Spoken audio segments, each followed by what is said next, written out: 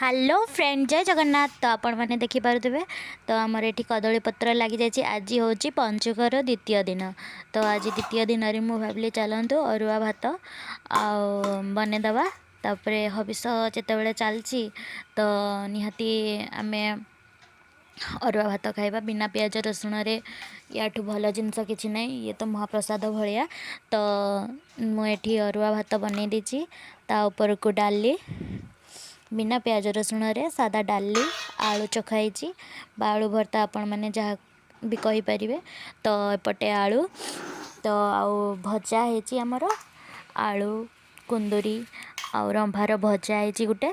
तो बिना प्याज रसुण भजा भी हो जाइए।